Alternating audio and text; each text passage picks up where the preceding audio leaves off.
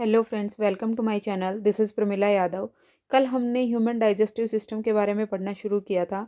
उसमें हमने देखा था इंजेशन क्या होता है। इंजेशन के बाद हमने डाइजेशन शुरू किया था कि डाइजेशन माउथ में किस तरह से होता है, कौन कौन से ऑर्गन माउथ में डाइजेशन में हेल्प करते हैं। टिथ का काम होता है, जो फूड है उसको छोटे छोटे पार्टिकल्स में तोड़ना। फिर उसके बाद टंग स्लाइवा को फूड के साथ मिक्स करती है ताकि पैसेज है वो आसानी से हो पाए। फिर उसके बाद हमने देखा था कि माउथ में स्लेवरी ग्लैंड्स प्रेजेंट होती हैं जो स्लेवरी अमाइलेज को रिलीज करती हैं, जो कार्बोहाइड्रेट के पार्शियल डाइजेशन में हेल्प करता है। फिर हमने देखा था फूड को माउथ से स्टमक तक ले जाने का काम फूड पाइप का होता है। उसमें कंटिन्यूसली जो कॉन्ट्रैक्शन और एक्सपेंशन होता है उसके कारण जो फूड है वो हमारे माउथ से स्टमक तक पहुंच पाता है। आज की क्लास में हम शुरू करते हैं स्टमक। ये जो हमारा स्टमक है ये जे शेप्ड होता है। स्टमक की शेप कौन सी होती है? जे शेप्ड स्ट्रक्चर का होता है। ये कई बार एग्जाम में पूछ लिया जाता है कि स्टमक की जो शेप है वो किस तरह की होती है। तो किस तरह की होती है? जे शेप की होती है। माउथ से फूड पाइप के थ्रू स्टमक में फूड आ जाता है।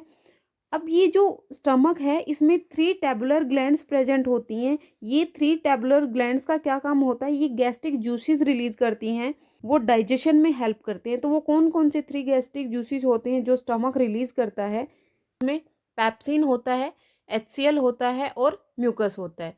सबसे पहले एचसीएल के बारे में पढ़ते हैं। अब एचसीएल का क्या क्या होता है? मान लीजिए आपने कोई फूड खाया और फूड के साथ जम्स आपके स्टमक में चले गए, तो एचसीएल उस बैक्टीरिया या फिर उस जम को किल कर देता है।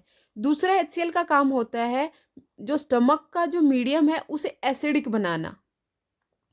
एसिडिक कौन बनाएगा?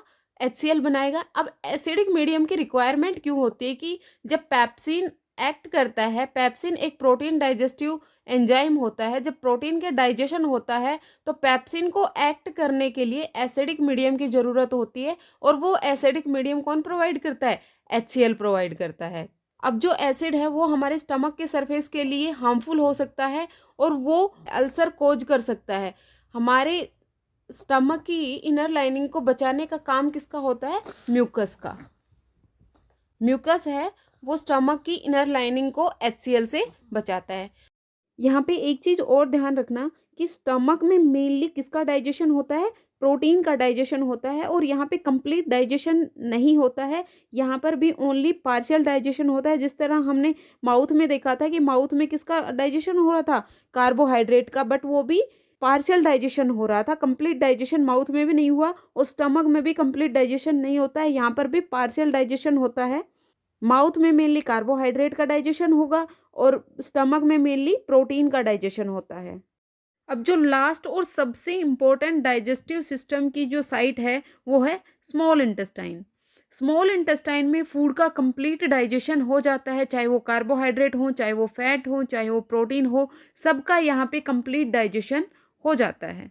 अब इस कंप्लीट डाइजेशन को करने के लिए जो ग्लैंड्स हैं, लीवर और पैनक्रियाज अपने सीक्रेशन स्मॉल इंटेस्टाइन में रिलीज करती हैं। ये पॉइंट आप ध्यान रखना कि लीवर और पैनक्रिया अपना अपना सीक्रेशन कहाँ करती हैं? स्मॉल इंटेस्टाइन में करती हैं। एक ऑर्गन होता है गॉल ब्लैडर। गॉल ब्लैडर का क्या काम होता है? जो लीवर ने जो बाइल रिलीज किया उसको कुछ टाइम के लिए ये स्टोर करके रखता है। बाइल है वो किसके डाइजेशन में हेल्प करता है? बाइल फैट के डाइजेशन में हेल्प करता है। तो जो स्मॉल इंटेस्टाइन है इसको हम कंप्लीट डाइजेशन की साइड बोलेंगे। यहाँ पर कंप्लीट डाइजेशन हो जाता है, किसकी हेल्प से होता है? लीवर और जो पेनक्रियाज अपने डाइजेस्टिव जूसेस रिलीज कर रहे हैं उसकी हेल्प से डाइजेशन होता है। पहली बात जो समझने की है, स्टमक से जो partially digested food small intestine में आ रहा है उसका मीडियम कौन सा होता है? एसिडिक होता है। लेकिन जो पैनक्रियाटिक अमाइलेज है उसको एक्ट करने के लिए बेसिक मीडियम की रिक्वायरमेंट होती है। कौन से मीडियम की रिक्वायरमेंट होती है? बेसिक मीडियम की रिक्वायरमेंट होती है। तो जो बेसिक मीडियम है वो कौन प्रोवाइड करता है? बाइल प्रोवाइड करता है, जो लीवर ने सिक्रेट किया है।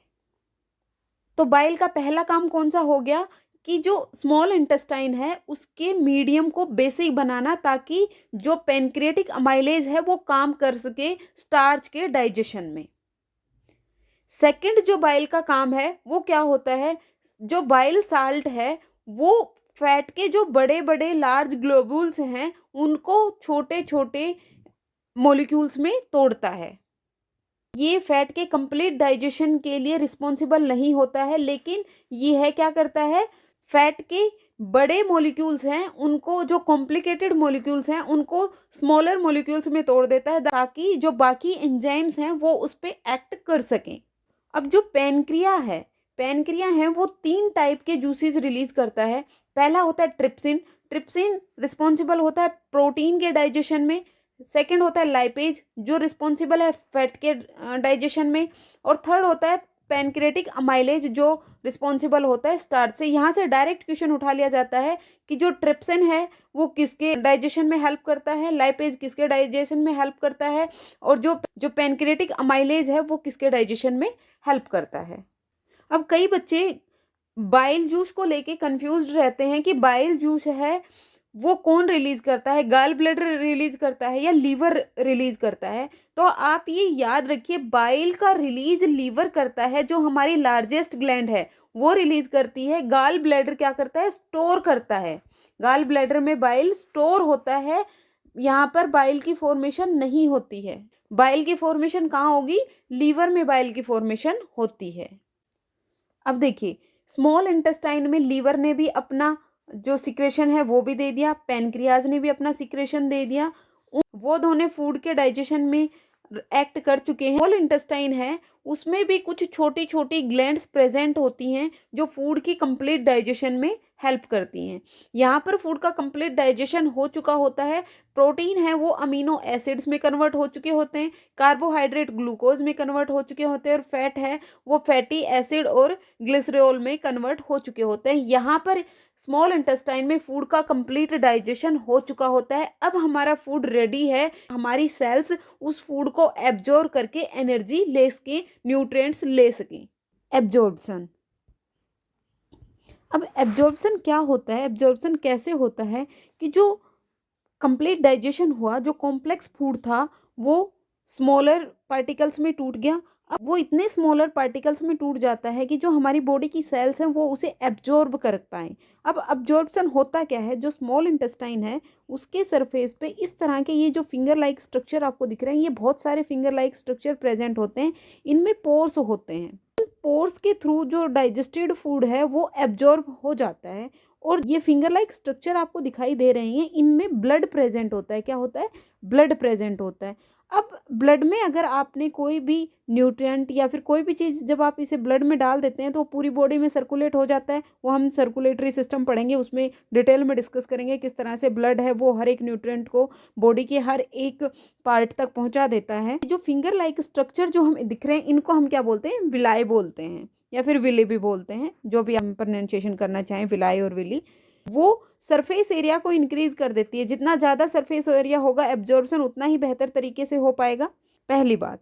दूसरी, जो विलाई है इसमें ब्लड वेसल्स होती हैं। ब्लड वेसल्स का क्या काम होता है, ब्लड वेसल्स न्यूट्रिएंट्स को अपने अंदर एब्जॉर्ब करके जो बॉडी के जितने भी पार्ट्स हैं वहाँ पर न्यूट्रिएंट्स पहुँचाना। भाई जो सरफेस एरिया इंक्रीज कर रही है उसका रीज़न क्या है, ताकि जो फूड है वो लंबे टाइम तक यहाँ पर रह सके। जितने लंबे टाइम तक फूड स्मॉल इंटेस्टाइन के सरफेस पे रहेगा उतना ही ज़्यादा अच्छा एब्जॉर्प्शन हो पाएगा। अब नेक्स्ट ऑर्गन आता है लार्ज इंटेस्टाइन। लार्ज इंटेस्टाइन का डाइजेशन में कोई मेन रोल नहीं होता है। ये इसका सिर्फ काम इतना है कि जो अनडाइजेस्टेड फूड में जो एक्स्ट्रा वाटर बच गया है उसका एब्जॉर्प्शन करना। लार्ज इंटेस्टाइन की जो लेंथ है वो लगभग 1.5 मीटर की होती है। स्मॉल इंटेस्टाइन 7 मीटर की होती है। इनका जो लेंथ है वो इनके नाम से अपोजिट होती है। क्यों, क्योंकि इनका जो नाम दिया गया है वो विड्थ के अकॉर्डिंग दिया गया है। स्मॉल इंटेस्टाइन की जो विड्थ है वो कम होती है और लार्ज इंटेस्टाइन की विड्थ ज़्यादा होती है, इसलिए इसे लार्ज बोला गया और उसे स्मॉल बोला गया। तो लार्ज इंटेस्टाइन में सिंपली वाटर का एब्जॉर्प्शन होता है, नथिंग एल्स। अब नेक्स्ट स्टेप होता है असिमिलेशन। असिमिलेशन क्या किसे बोल रहे हैं, असिमिलेशन बोल रहे हैं जो डाइजेस्टेड फूड है उसको बॉडी की हर एक सेल तक पहुंचाना, ताकि जिस सेल को जिस भी न्यूट्रिएंट की जरूरत है वो उसको यूज कर सके। और लास्ट स्टेप आता है इजेशन। इजेशन है simply removal of undigested food. Digested food हमारी बॉडी ने एब्जॉर्व कर लिया और जो अनडाइजेस्टेड फूड बच गया वो हम एनएस के थ्रू फीकल मैटर की फॉर्म में बाहर निकाल देते हैं।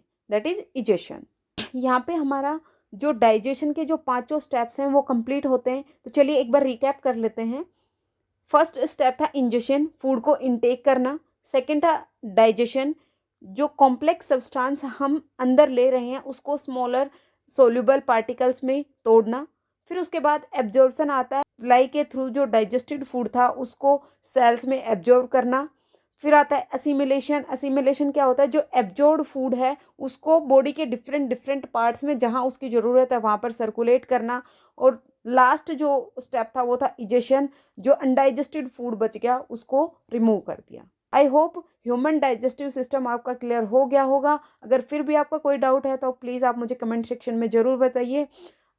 अगर आपको ह्यूमन डाइजेस्टिव सिस्टम एकदम समझ में आ गया तो आप वीडियो को लाइक कर सकते हैं, शेयर कर सकते हैं और चैनल को सब्सक्राइब भी कीजिए। Thank you and have a nice day.